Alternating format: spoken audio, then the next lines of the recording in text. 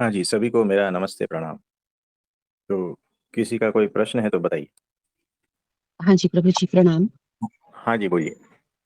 प्रभु जी अभी just recent में ही एक शॉर्ट वीडियो देखा, तो उसमें कुछ ऐसा हमने पाया कि जो हमें लगा कि हमें आपसे पूछने की आवश्यकता है, तो ले लें उस प्रश्न को?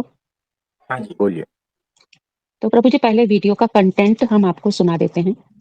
हाँ तो जी। वीडियो का कंटेंट है, बंद करो अब खोज, हुँ, तलाशना बंद करो, हुँ, टटोलना बंद करो, हुँ, साधनाएँ बंद करो, जीव हुँ, भाव, भगवत भाव बंद करो। हुँ, संसार से बड़ा दुःख है अध्यात्म।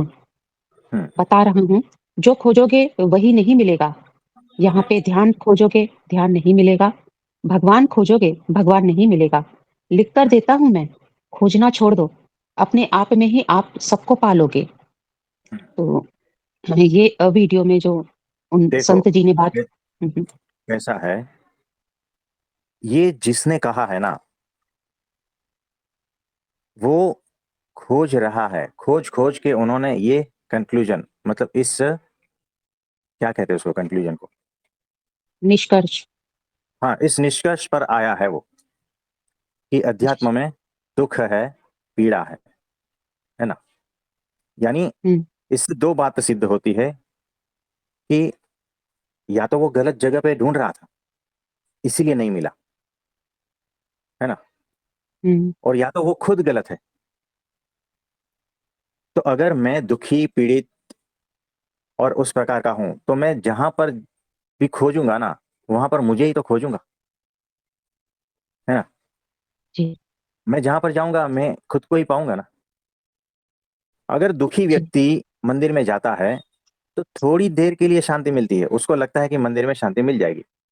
लेकिन अगर 1 हफ्ता उधर रहा मंदिर में, तो फिर से उसके भीतर जो चल रहा है, वो निकलेगा ना बाहर।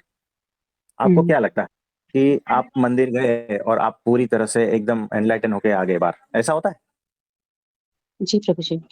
है ना? तो तुम ईर्ष्या से भरे हो और मंदिर जा रहे हो और फिर मंदिर से बाहर निकलोगे तो कैसे होगा? ईर्ष्या वाला ही तो रहोगे ना। जी, और अगर हफ्ता, महीना भर मंदिर में रह गए, तो ईर्ष्या तो तुम्हारे भीतर है ना, वो कैसे जाएगी? तो चाहे तुम हुँ, संसार में हो या अध्यात्म में, तुम जैसे हो ना वैसे ही रहोगे, याद रखना। तुम संसार में इसीलिए थे ताकि तुम्हें ऐसा लगता था कि यहाँ से सुख मिल जाएगा, और तुमने ढूंढ लिया, नहीं मिला। अब वही का वही तुम अध्यात्म में चले जाते हो और कुछ ना कुछ ढूंढ लेते हो, और वहां से भी तुम वही ढूंढते हो ना। वहां थोड़ी कुछ अलग से रखा है, कुछ भी नहीं है। तुम अपने को ही ढूंढ रहे हो, याद रखना। तुम दुखी हो ना, इसीलिए संसार में भी दुखी रहोगे, पहाड़ों में दुखी रहोगे, बाजार में दुखी रहोगे, अध्यात्म में दुखी रहोगे, सब जगह दुखी रहोगे। कुछ समझ में आ रहा है? जी, तो प्रभु जी। जिसको ऐसा लगता है ना कि संसार में दुख है और अध्यात्म में सुख है, और सुख की प्राप्ति के लिए मैं अध्यात्म में जा रहा हूं और मुझे वहां से दुख प्राप्त हो रहा है, इसका ये मतलब है कि तुम अभी भी सुधरे नहीं हो। तुम अभी भी वही के वही हो। कुछ समझ में आ रहा है? हाँ जी, प्रभु जी, और इच्छाओं के साथ ही मैंने प्रवेश किया उस जगह, और हाँ, वही नहीं एग्जैक्टली प्राप्त ऐसा होने ही। की मुझे दुःख है।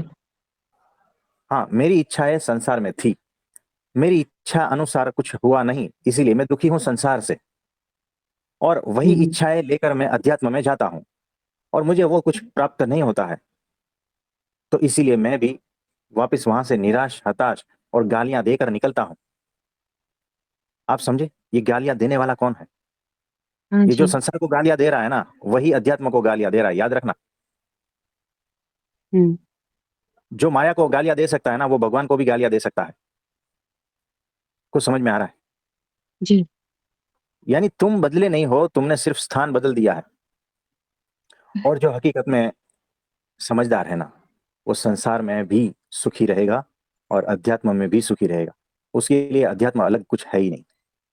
जो समझदार है ना, उसके लिए अलग अलग अलग कुछ नहीं है। वो पहाड़ों में भी सुखी रहेगा, बाजार में भी सुखी रहेगा, वो जंगल में भी सुखी रहेगा ना, वैसा दुकान में, फैक्ट्री में और वर्क प्लेस, सब जगह पे वो सुखी रहेगा।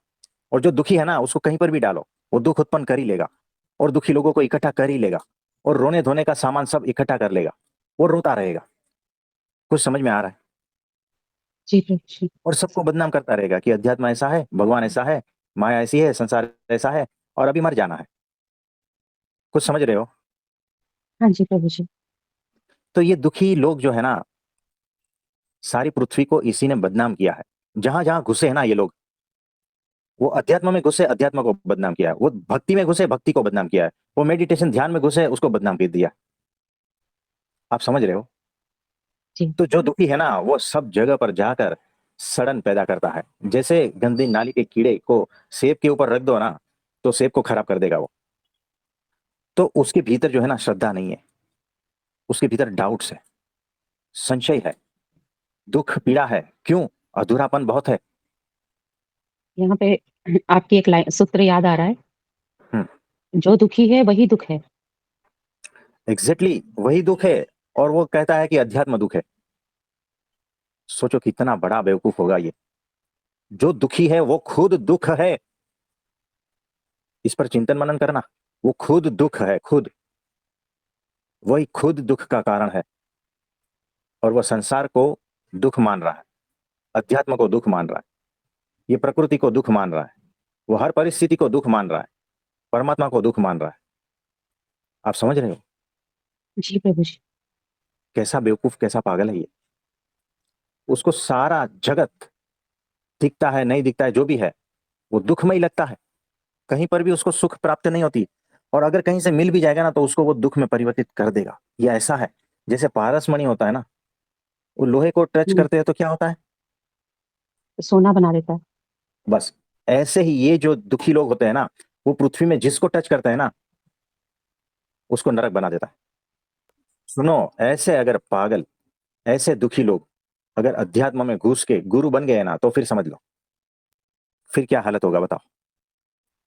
जी। हाँ जी, पूछिए। प्रभु जी जैसे ये लाइन है कि संसार से बड़ा दुःख है अध्यात्म। यानी कि हाँ मैं वर्तमान में हूँ ही नहीं। मेरे मन ने अपनी कल्पनाओं में समझ रखा है कि ऐसी स्थिति होगी, तो सुख है, तो कुछ प्राप्ति है। हाँ, ये तो ऐसा ही है। मेरे मन के माने हुए है ना, कल्पनाओं के जाल में मैं फंसा हूँ। और मैंने अध्यात्म को ऐसा ऐसा रंगीन मान लिया था, और मैं वहां जाता हूँ अपेक्षाओं आशाओं के साथ में, और वो सारी चीज वहां जी, नहीं मिलती है। तब मैं उसको गाली देने लगता हूँ। ये तुम वही हो। कौन? दुखी, अपेक्षाओं से भरे भरे, वासनाओं से भरे भरे, इच्छाओं से भरे भरे, कामना भरपूर है भीतर। और ऐसे तुम जहां पर भी जाते हो ना, थोड़ा टाइम अच्छा लगता है, फिर वहां दुख उत्पन्न कर ही लोगे, क्योंकि सारा दुख का मसाला तुम लेकर चल रहे हो। यहाँ मुंबई जी। में जो है ना, वो पहले ये सारा जो दरिया किनारा जो रहता है ना, समुद्र हुँ, का हुँ। किनारा, पार्टी वगैरह, वहां पर आदमी ऐसे घूमते हैं। आगे कुछ बॉक्स वगैरह लटकाया हुआ रहता है, उसमें सब अलग अलग डब्बियां रहती है। और रनिंग चलते चलते वो पान बना के देता है। और पान की जो 8-10 डब्बियां रहती है, उसमें से सब मसाले निकालता है, पान में डालता है, इकट्ठा करके, और वो परोसता है। पान, खाने वाला पान जो रहता है ना। जी। अब ये जहां जाता है ना, पान ही बेचता है ना। हुँ, वैसे ये जो दुखी लोग है ना, उसके पास में हर डिब्बे रहते हैं, वासना के, तड़प के, अधूरापन के, ईर्ष्याओं से, गुस्सा, कपट, मान, ये सारा डब्बे इसके अलग अलग रहते हैं, उसके साथ में ही वो लेके घूमता है। वो संसार में जाता है ना, तो वही डब्बे से बनाता है पान, और खुद ही खाता है। वो बोलता है यहाँ तो कचरा है सब। फिर चलो, कोई किसी ने कहा अध्यात्म में सुख है, तो वहां जाता है, वहां पर भी वही पान मसाले सब निकालता है, अपने दुख पीड़ा वासना सारा कुछ, और दुख का पान बना के खुद खाता है, और कहता है ये अध्यात्म में भी दुख है। कुछ समझ पा रहे हो? जी। हाँ जी, हाँ जी। ये कैसे लोग हैं? कुछ समझ में आ रहा है? ये ऐसे जी। लोग हैं, खुद दुखी जी है, प्रभु जी। दूसरों को दुखी करते हैं, और वो जहां रहते हैं वहां दुख उत्पन्न करते हैं। उसे पता है कि मेरे पास इतने सारे डब्बे हैं, मैं दुख ही निकालूंगा। आप समझे? जी। और आगे बढ़िए। प्रभु जी जैसे आपने एक बार कहा था कि अ, तुम्हें पता ही नहीं है कि तुम्हें क्या चाहिए। तुम पहले हाँ संसार में कुछ माँगते फिरते थे भीख का कटोरा लेके, फिर किसी हाँ ने कह दिया कि अध्यात्म माँग लो, भगवान माँग लो, तो तुमने वही हाँ भीख का कटोरा उठाया और भगवान माँगने लगे, अध्यात्म, हाँ। सुख, आनंद माँगने लगे। तुम्हें एक्चुअली में पता ही नहीं है कि तुम्हें क्या चाहिए। तो ये जो भाव इसमें आया है वो यही बता रहा है कि हम संसार में कटोरा लेके घूम रहे थे, फिर हम अध्यात्म में कटोरा लेके शुरू हो गए और नहीं मिला तो बराबर। दुःख है। हाँ, ऐसा ही है। तुम जैसे हो सब जगह वही मिलेगा तुम्हें। यानी देखो, मेरे सारे शरीर पर किसी ने, क्या कहते हैं उसको, पोटी कहते हैं, वो पूरा जो जी, है ना लगा दिया है ना, और मुझे उसकी बास आ रही। किसी ने कहा, आप जो है ना एक काम करो, वो जो गुलाब से खिला हुआ पूरा बगीचा है ना, वहां पर चले जाओ, वहां सुगंध आएगी। अब मैं जो है पूरा लिपटा हुआ हूँ गू में, और मैं वहां जाता हूँ, मेरे नाक में भी वही भरा है, मुझे गुलाब की खुशबू नहीं आ रही। और मैं डिक्लेयर कर दूंगा कि बागीचे में भी जो है ना फूलों की खुशबू नहीं है, वहां पर भी गू की बदबू है। और यही आप पढ़ रहे हो, जिस वीडियो को आप सुन रहे हो ना, वही है जी। ये। हाँ जी, तो इसका उल्टा, हमें तो संसार में भी सुख मिला है और अध्यात्म में भी सुख मिला है। सोचो। बिल्कुल प्रभु जी। है ना? देखने का तो दृष्टिकोण चाहिए। हाँ, अगर हमारा कोई जीवन उठा के देखे ना, तो वो रो पड़ेगा, बोलेगा इतना दुख, इतनी पीड़ा, लेकिन हमें वो छूता ही नहीं। हम तो हर मस्त अलमस्त रहते हैं। कुछ समझ में आ रहा है? हाँ जी, प्रभु जी। तो जो जैसा है वो वैसा ही रहेगा, चाहे वो संसार में है या अध्यात्म में है। सिर्फ नाम बदलने से कुछ नहीं होता। असली बात जो है ना, वो समझदारी है, समझदारी। समझदारी के बगैर आप कहीं पर भी जाओ ना, तो कुछ भी, सब व्यर्थ है, सब व्यर्थ। जी, प्रभु जी। और कुछ पूछना चाहते हैं? तो प्रभु जी, अगर भगवान को खोजना ही नहीं है, हम्म। तो फिर साधना, तप, जप, भक्ति, ध्यान, इसका उद्देश्य ही क्या है? और जिन्होंने ये कहा उन्होंने भी तो खोजा ही था ना? हाँ, देखो, जो समझदार है ना, मतलब क्या कहे, जो समझ ही रहा है, वो अलग कहाँ ढूंढने जाएगा। वो इतना समझदार है ना कि खोजने तक नहीं जाएगा, क्योंकि ऑलरेडी उसने पाया है। जो ना समझ है ना, वो खोजने भी निकलेगा और खोज के भी नहीं पाएगा, क्योंकि बिना समझदारी के आप खोजने चले हो, और जैसे आप हो वही तो खोज रहे हो, और फिर कुछ पालोगे ना, तो आपको लगेगा कि हाँ कुछ मिल गया, लेकिन वो थोड़ा टाइम के लिए मिला है। जब तक पूर्ण समझदारी नहीं है, तो पता कैसे चलेगा कि तुमने जो पाया है वो असली बात है ना?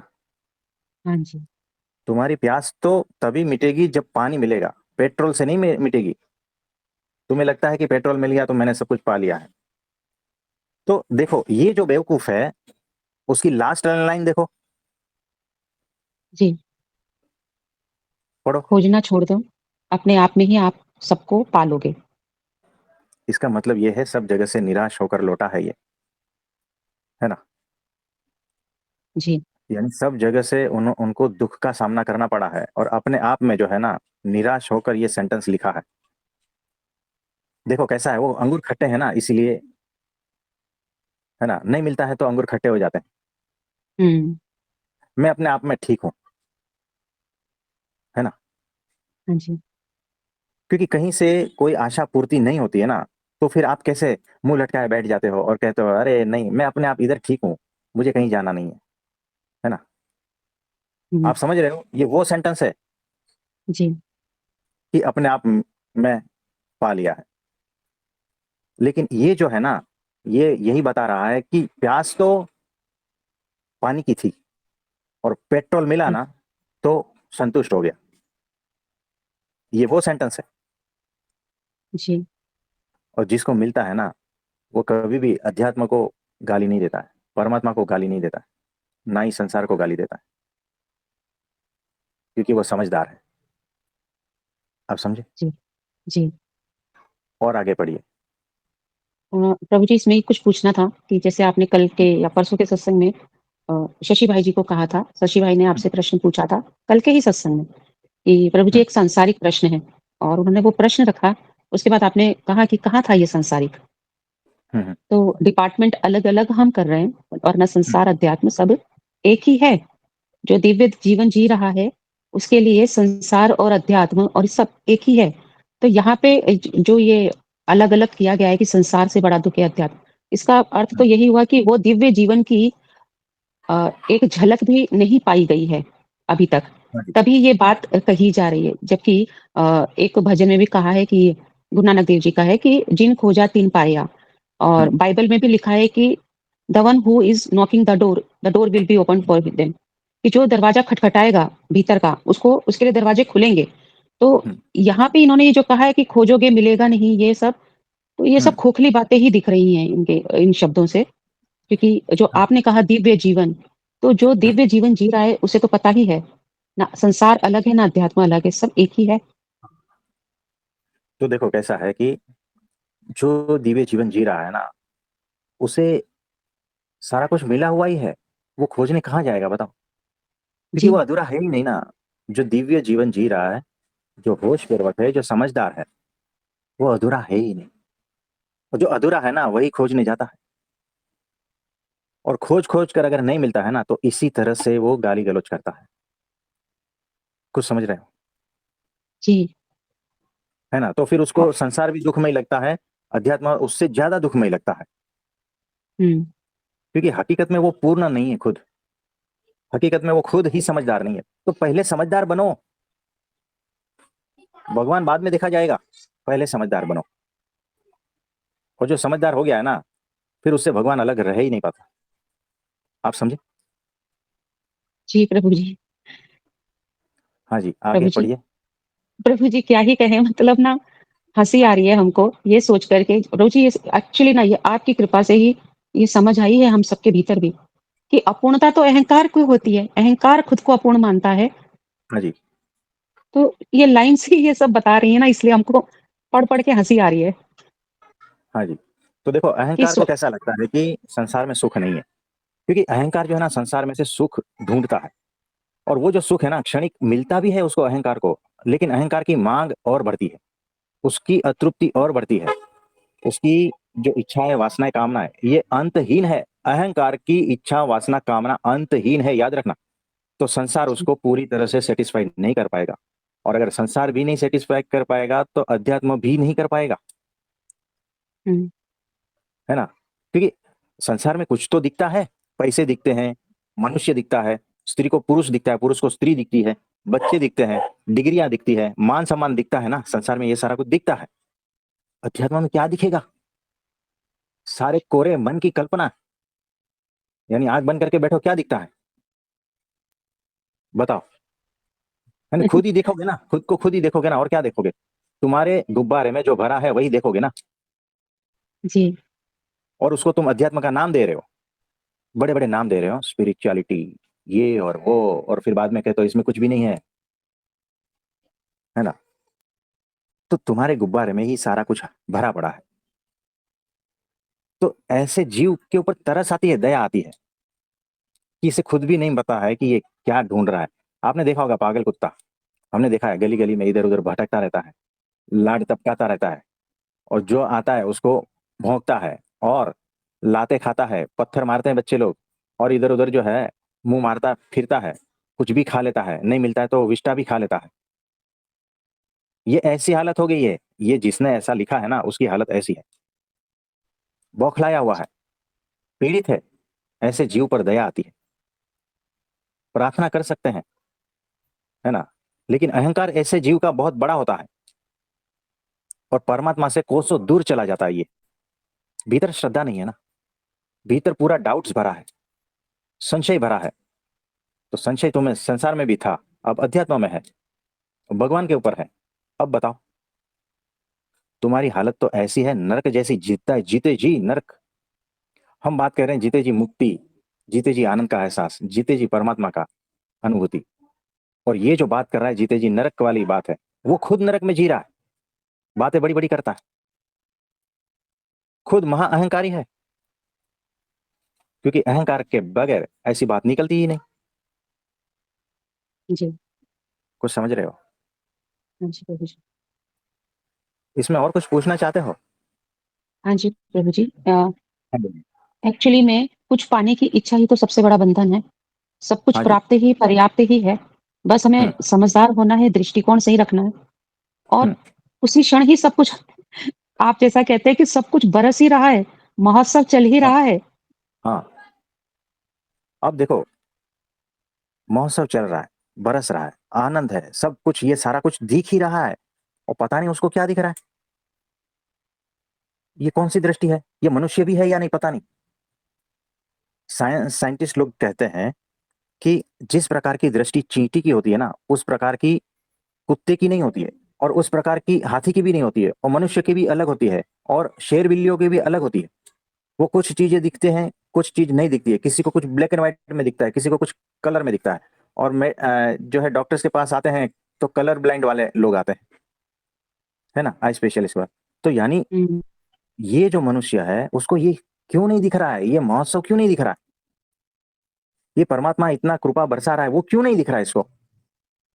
ये कौन सी दुनिया से आया है, कौन सा प्राणी है, कितना दुखी प्राणी रहा होगा ये, है ना? और अभी भी जो है वो अपने उसी जो है मान्यताओं के पर्दे में लिप्त होकर ये सारा कुछ देख रहा है। तो कहता है कि अध्यात्म तो बड़ा दुख है, तुम दुखी हो इसीलिए सब सब कुछ दुख लग रहा है तुम्हें, ये तुम स्वीकार नहीं रहे हो, ये तुम्हारी, क्या कहते हैं इसको, बेवकूफिया कहेंगे या नहीं, बेवकूफिया नहीं कहेंगे इसको, वो गटर मस्ती कहते हैं, क्या कहते हैं, ऐसा कुछ कहते हैं, जी, मक्कारी कहते हैं इसको, मक्कारी कहते हैं। तुम देखना नहीं चाहते हो, परमात्मा बरस रहा है, उनकी कृपा उनकी प्रसन्नता हर पल बरस रही है, उनका आनंद, उनका ऑर्केस्ट्रा, संगीत, ये सारा कुछ बरस रहा है, तुम देख नहीं पा रहे हो, या तो तुम देखना ही नहीं चाहते, तुम्हारी मक्कारियों की वजह से तुम ऐसे हो चुके हो। कुछ समझ में आ रहा है? जी, इनको तो डंडे पड़ेंगे ना तो भी ये नहीं सुधरेंगे, ऐसे लोग हैं। इनको गुरु डंडे देंगे ना तो भी नहीं सुधरेंगे, प्रकृति डंडा देंगी ना तो भी नहीं सुधरेंगे। ये ऐसे लोग हो चुके हैं। बताओ, प्रकृति रोती है इनके ऊपर, गुरु रोते हैं इनके ऊपर कि इनको कितना मारा जाए, बताओ। ये मर जाएंगे लेकिन समझेंगे नहीं, शब्दों से तो ये समझेंगे ही नहीं, इसको कौन से तरीके से समझाए। हमारे पास एक केस आया था, वो लड़की रही होगी 18-20 साल की, और कॉलेज में किसी से प्रेम हो गया। उसके माता पिता समझाने से नहीं मानती है, बहुत मारा उसको, फिर भी नहीं समझती है। अब माता पिता को दया आती है ना, रोते हैं कि ये किस तरह से समझेंगे, अभी नहीं समझते, मारने से भी नहीं समझते। फिर गुरु को, प्रकृति को दया आती है, तो न डंडे से न समझाने से, किसी भी तरह से नहीं मानते हैं, फिर उसको छोड़ देते हैं अपने हवाले, प्रकृति के हवाले, भाई कोई बात नहीं, चलो जन्म मरण के चक्कर में, और और तकलीफ में, और घूमो घूमो घूमो, समय बता देगा, धीरे धीरे समझ में आएगा, तुरंत नहीं समझ में आता है ना? तो ये ऐसे लोग हो चुके हैं, हर तरफ उसे दुख महसूस होता है। परमात्मा ने इतना सुख बिखेरा है ना, वो देख ही नहीं पाते हैं, ऐसी दृष्टि हो गई है। उसके कर्म कितने भयंकर रहे होंगे बताओ, उनकी शापित बुद्धि हो गई है, कितना भयंकर शाप मिला होगा उसे, कि अपना तो खुद का ठिकाना ही नहीं है। वो जो जीव है ना, अपना कल्याण का रास्ता भी नहीं ढूंढ पाता, इतना शापित हो गया है वो। यानी हर जगह से उसने शाप इकट्ठा किया है, क्या कहते हैं, शाप कहते हैं, श्राप कहते हैं, रात है ना, वही इकट्ठा किया है उसने, और ये भुगत रहा है इस जन्म में। कोई मुक्ति नहीं है ऐसे लोगों के लिए कोई मुक्ति नहीं है, और ऐसे लोगों के लिए परमात्मा तो बहुत ही दूर है। इनके आसपास होते हुए भी ये नहीं पहचानते हैं ना, तो समझना कोसों दूर है और कभी नहीं मिलेंगे। आप समझ रहे हो? जी, प्रभु जी, हाँ। यहाँ पे जो भगवान की खोज करने निकला है, हम्म। वो भी तो अहंकार ही है और अपने ही मान्यताओं के गुब्बारे से अपने ही मन की मानी हुई इमेजेस के रूप में वो परमात्मा को ढूँढने निकला है और सबसे बड़ी बात तो ये है कि परमात्मा अगर सामने किसी और रूप में आ गया जो उसकी मान्यताओं और धारणाओं में नहीं था, मुकुट हम्म। पहन के नहीं आए भगवान, पीछे वो छत्र, वो प्रकाश घूमता हुआ नहीं दिखा और हम्म। अस्त्र-शस्त्र ना दिखे और भगवान उस रूप में ना आए, तो भगवान हाँ। समक्ष खड़े भी होंगे तो पहचानने की दृष्टि तो चाहिए। तो अपने हाँ। मन की मान्यताओं के हिसाब से जो अहंकार ढूँढने निकला है परमात्मा को, हम्म। वो सामने भगवान खड़े भी होंगे तो पहचान कैसे पाएगा? बराबर है। ये अद्भुत बात है कि चींटी ने आज तक रेगिस्तान देखा नहीं है ना? तो उसको रेगिस्तान में रखोगे तो कैसे पहचानेगी बताओ? उसकी मान्यता कुछ अलग है, पानी जैसी मान्यता है ना। उसकी मान्यता ऐसी है कि रेगिस्तान में पानी होंगे, है ना, तालाब भरे होंगे, वृक्ष हरे भरे होंगे, है ना। ये ऐसी कुछ मान्यताएं हैं। ठंडी हवाएं चलती होगी और वृक्ष पर झूले झूलते होंगे, उसमें मैं बैठूंगी, तब मैं मानूंगी कि ये रेगिस्तान है। ठीक है। अब उसको एक्चुअल रेगिस्तान में रख दिया, तो उसकी कल्पना जो है, मान्यताएं हैं, इधर उधर से इकट्ठा हुआ ज्ञान है, उसकी वजह से सारी मूर्तियां खड़ी की है। अब मुझे बताओ वो पहचानेगी कैसे? पहचानोगे तो तुम तभी ना, जब पहले देखा होगा। आप समझे? जी, तो ये सारी ऐसी बातें हैं, और इसीलिए जो है ना, लोग अध्यात्म में निराश होकर चले जाते हैं, गालियां देकर। तो एकदम कोरे कोरे जाओ, खाली खाली जाओ, जैसा है वैसा देखने की जब समझ रहेगी ना, तभी वो प्राप्त होता है, तब वो मिलता है, तब बरसता है। बरसता क्या, वो बरसात का पता चलता है। तो कोई बात नहीं, हमारा जो है ना भीतर, हम फिर बहुत दुखी हो जाते हैं ऐसे लोगों जी, से, है ना। हम रोते हैं कि हरे भगवान, इसका क्या करें अभी। हम प्रार्थना करते हैं, और कोई, देखो जितना समझाते हैं उतना समझ में आ जाता, तो ये नौबत ही नहीं आती डंडे पड़वाने की, जी, है ना। तो दुख होता है। तो किसी भी गुरु को, चाहे वो कैसा भी हो, वो डंडे मारने से सुखी नहीं होता। यानी उसके भीतर वो, क्या कहते हैं, पीड़ा होती है कि शिष्य को डंडे मारने पड़ते हैं। ये एक्सट्रीम लेवल में मारने पड़ते हैं। शब्दों से समझ जाता है शिष्य। ऐसा होना चाहिए कि गुरु की आंख से समझ जाता है, उसके इशारे से समझ जाता है, बोलने की भी जरूरत नहीं पड़ती, है ना। तो ये जो गुरु बन के बैठा है ना, उसको तो बड़े डंडे पड़ने वाले हैं। कोई बात नहीं। और कुछ पूछना चाहोगे? जी प्रभु जी। आपके सारे सूत्र यहाँ पर याद आ रहे हैं, आँखों के समक्ष आ रहे हैं कि अगर निर्दोष दृष्टि होगी, होश रहेगा सतत और समझदारी होगी, हम्म। तो परमात्मा कहाँ नहीं है, जो दिखेगा नहीं? हाँ जी। तो अध्यात्म में उसे दोष नहीं दिखाई देगा, ना ही संसार में दोष दिखाई देगा। तो हो गई ना निरावरण जी, दृष्टि। सब कुछ हाँ निर्दोष जी। दिखता है, जी, और सब कुछ दिव्य दिखता है। तो वो जो दिव्य दृष्टि अभी तक प्राप्त नहीं हुई, इसीलिए, नहीं तो वो ऐसा कहता ही नहीं, बिल्कुल। तो है ना। इनका भी मान्यताओं का गुब्बारा कोई तोड़ दे, ताकि इनको सत्य सामने प्रकट दिखे, हाँ जी। यही प्रार्थना करते हैं। हाँ जी। और किसी धन्यवाद का कोई प्रभु जी। प्रश्न है तो बताएं। जी प्रभु जी। हाँ जी, प्रणाम प्रभु जी, कैसे हेलो। हो आप? जी प्रभु जी, बहुत बहुत प्रणाम प्रभु जी। हाँ जी। तो आप कुछ पूछना चाहेंगे? प्रभु जी, ये जो भी हम कर्म करते हैं सुबह से शाम तक, हाँ जी। इसको आसक्ति रहित कैसे बना सकते हैं? देखो, भीतर अगर अधूरापन रहेगा ना, तो आसक्ति रहेगी कर्म के प्रति। और भीतर अगर समझदारी रहेगी ना, तो आसक्ति रहित हो जाता। इसीलिए समझदारी को बढ़ाओ, दूसरा कुछ मत बढ़ाओ। और समझदारी गुरु के वचनों को सुन सुन के आएगी, उसके संग में आएगी, उनके हाँ शब्दों पर चिंतन मनन करने से आएगी समझदारी। तो हाँ जी। समझदारी का सूत्र लिख लो, हाँ जी। सभी लिख लो, कि समझदार होने के लिए पहले तीन आवश्यकता कौन सी है? सेंसिटिविटी, यानी संवेदनशीलता, ग्रहणशीलता, होश। ये तीन चीज जब सर। आप कहीं पर भी अप्लाई करते हो, तब धीरे धीरे आप चीजों को समझदारी पूर्वक देखते हो, हाँ जी। है ना। फिर जैसे जैसे समझदारी बढ़ती है, मतलब शिष्य में ये तीन गुण होने चाहिए, तब वो समझदार बन सकता है, नहीं तो नहीं। नहीं तो ये हाँ जी। तीन गुण के बगैर अगर वो आता है गुरु के पास, तो वो वैसा का वैसा ही रहेगा। हाँ जी। तो यानी वो इतना सेंसिटिव, इतना प्रखर ग्रहणशील और होशपूर्वक होना चाहिए कि वो एक शब्द में से बहुत कुछ निकाल पाता है गुरु के हाँ क्षण जी। में से, बहुत कुछ समझता है गुरु के एक एक एक्शन में से, उनके हर एक भाव से, चेहरे के, आंखों के, हाँ जी। बहुत कुछ समझता है। वो इतना प्रखर ग्रहणशील, सेंसिटिव और होशपूर्वक होता है। और हाँ इसी जी। तरह से अगर वो संसार में जाता है, तो संसार से भी वो होशपूर्वक समझदार बनने लगता है। हाँ जी। तो समझदारी ऐसे ही बढ़ती है, और जैसे जैसे समझदार होते हो वैसे वैसे भीतर से अलिप्तता आती है। ये सारी हाँ जी। साइकिल स्टेप्स बता रहा हूं मैं।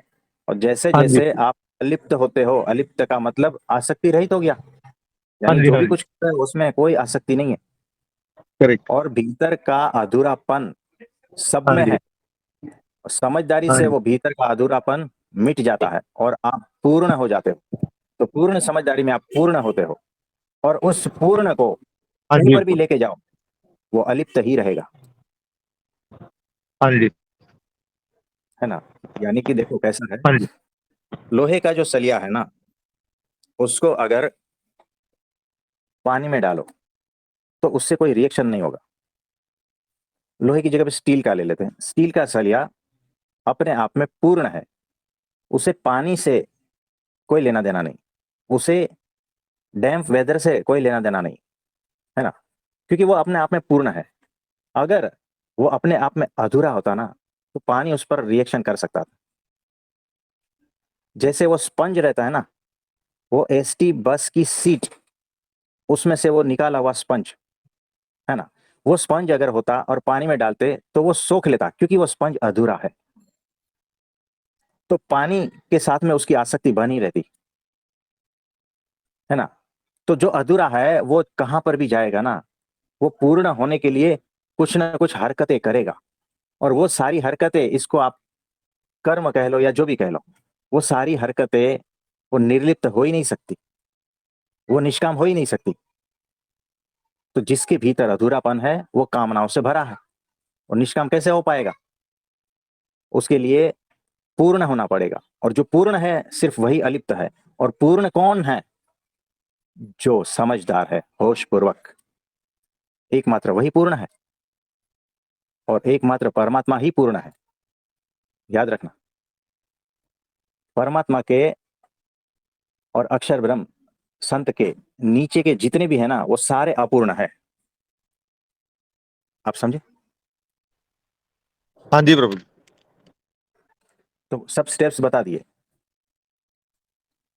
हमने। जो सिर्फ स्टेप्स बताए हैं, इस पर एक एक ग्रंथ लिखा जा सकता है, इतना हमने बता दिया। अगर आप होशपूर्वक हो, समझदार हो, और ग्रहणशील हो, चिंतन मनन करने वाले हो, तो ये सवाल बाद में उठेगा ही नहीं, कभी भी नहीं उठेगा लाइफ में, कि निष्काम कर्म, आसक्ति रहित कर्म कैसे करें।